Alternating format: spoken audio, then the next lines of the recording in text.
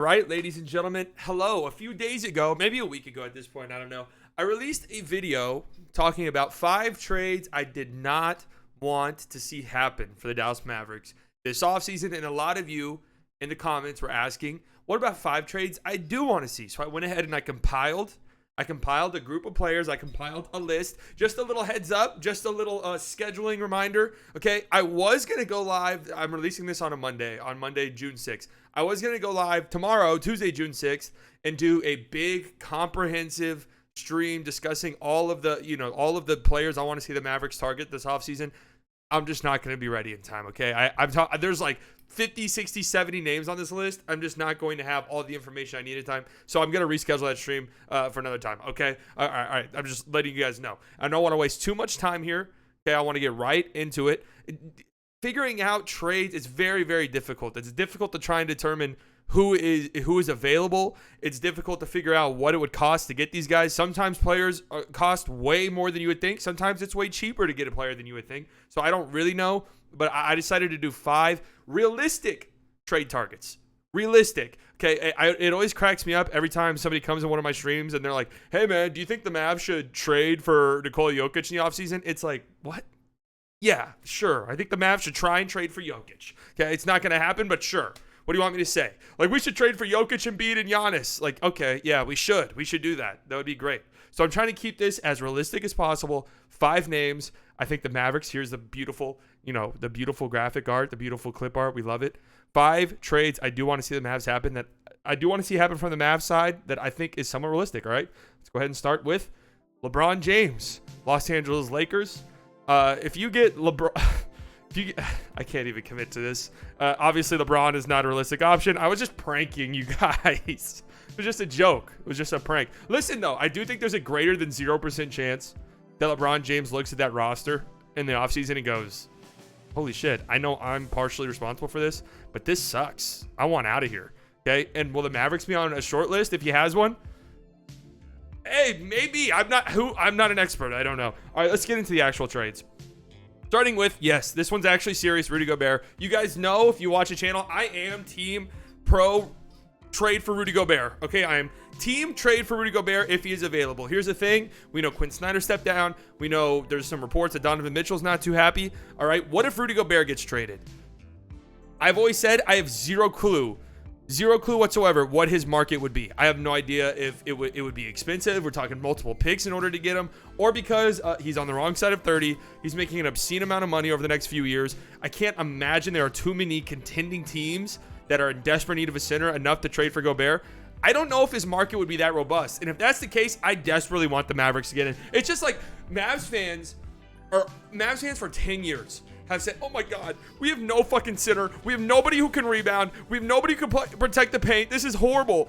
We need a center badly. And if you just suggest Rudy Gobert, they lose their minds. No, not him though.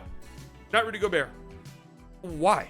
Rudy Gobert might be one of the most, I would say, misunderstood players in the entire NBA, I think, at this point. You're getting one of the best rim protectors of all time. Let's just be honest. Opponent shot 13.3% worse at the rim when guarded by Rudy Gobert. 13.3% worse.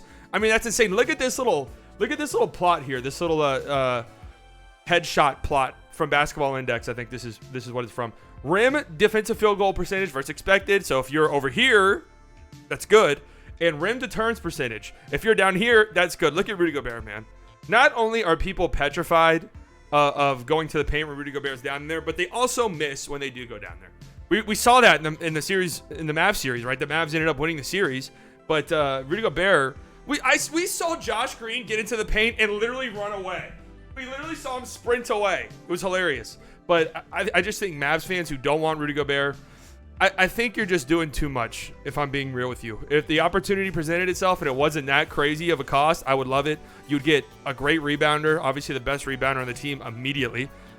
The most defensive rebounds per game in the league this season was Rudy Gobert. And he did all of this defensively while playing with some of the worst perimeter defenders the entire league has to offer. Okay? You put him alongside Dorian Finney-Smith, assuming you would keep him. You put him alongside Reggie Bullock, assuming you would keep him. Luka's even a better perimeter defender than pretty much everyone the Utah Jazz have to offer. I think we would really see an unlocked Rudy Gobert. And that's not even mentioning the absurd lob threat he would be for Luka. I would love Rudy Gobert if he were available. If he is available, the Mavericks need to. I know there's been reports that they're not interested. They need to be kicking the tires. They just need to, at bare minimum. All right, let's move on. This is the only like super big contract on here, by the way. I don't have any other gigantic contracts. This one is a 2-for-1 right here. Harrison Barnes and Richaun Holmes. Now, I'm gonna be real. Harrison Barnes, I don't know the likelihood of this happening. The Kings, they think that they're close to contending for whatever reason. And because of that, I don't know if they would trade a guy like Harrison Barnes, who's still a really good scorer. He's probably a better offensive player now than he was when he was with the Mavericks, which is kind of saying a lot. He was a pretty solid offensive player. I know a lot of people sort of got tired of him towards the end just because they felt that he was kind of a black hole on offense.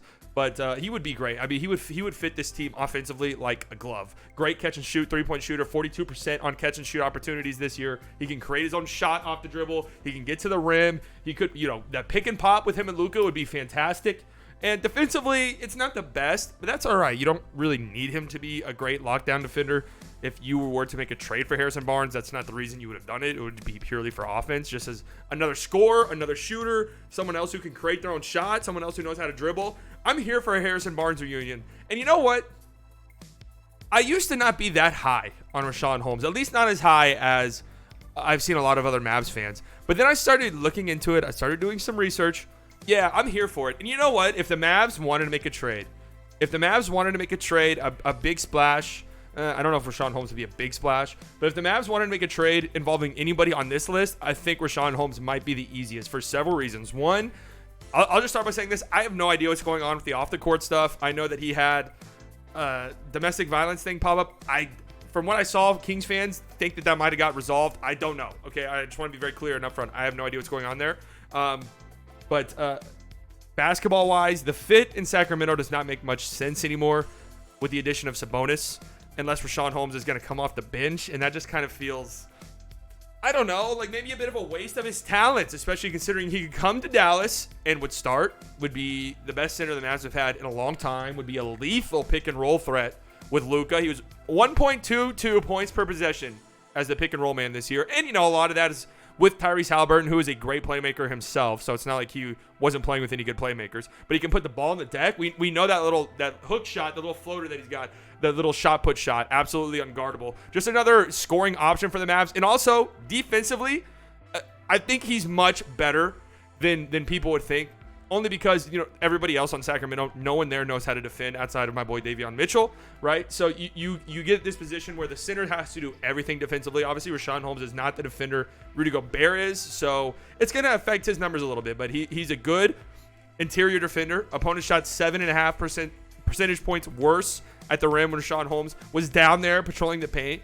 And he can hold his own on the perimeter. And if he does get traded this offseason to, a team like Dallas or another contending team that needs a big, I think it'll be a steal of a contract. I think he's making like $11 million a year, whatever it was.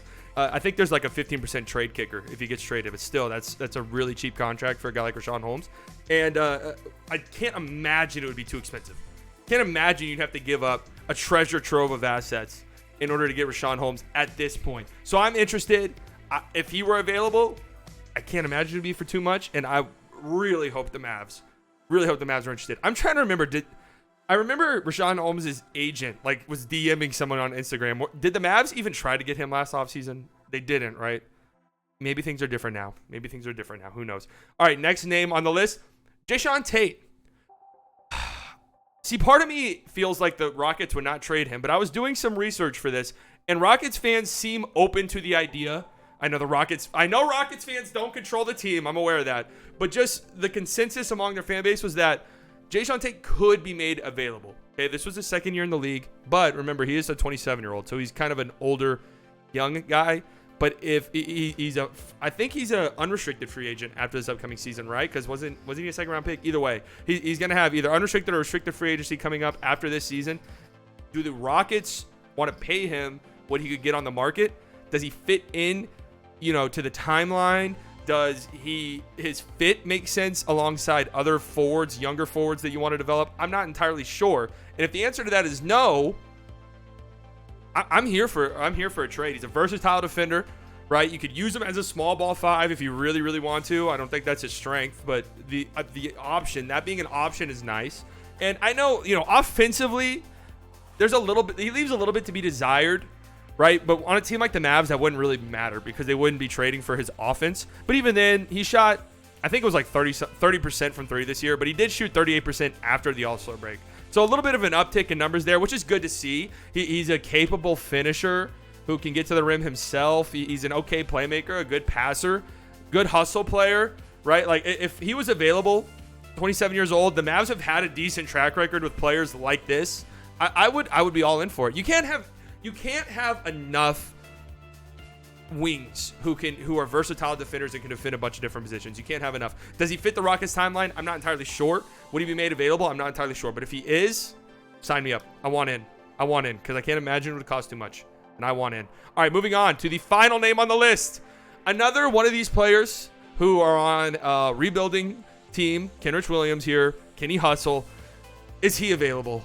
I'm not too sure. There were some rumblings around the trade deadline that teams were calling in about Kenny Hustle, and that Presti was telling him it would cost a first, and no one was that interested. I'm trying to think, would I use the Mavs 26 overall pick for a guy like this? I don't know. I don't know. Probably, honestly. I think you would be very, very fortunate to get a guy like this in the draft who could contribute immediately. Just an incredibly solid player. Again, one of these players who can guard a bunch of different positions, good point of attack defender, can guard 1 through 4, can do a lot of decent things offensively. He's not, a world-class offensive player or anything, but he's an okay shooter, right? He's an okay passer. He's an okay finisher at the rim, just always seems to be at the right place. If Kenny Hustle's available, I need Nico to make the call. I do. I need Nico to make the call. And these are the 5 guys that I want to see the Mavericks target in trades if they are made available. Now, I want to talk about Jeremy Grant really quickly here because obviously I would love Jeremy Grant on this team. I just don't see a realistic pathway to it happening because the mock trades, again, I know these are just fucking people at Bleacher Report who know nothing, but the mock trades that I've seen are like teams giving up multiple first-round picks for Jeremy Grant, or like Portland giving up the 7th overall pick or whatever pick they have. I don't see the Mavs having the assets to pull that off if Jeremy Grant does, in fact, get traded. So I got Rudy Gobert on here, LeBron James, right? LeBron James, Rudy Gobert, who I really want. I would love Rudy Gobert. I'm jumping up and down if the Mavs get Rudy Gobert, okay? Understand that.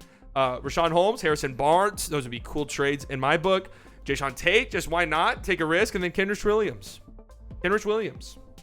Why not? Can't have enough wings who can defend.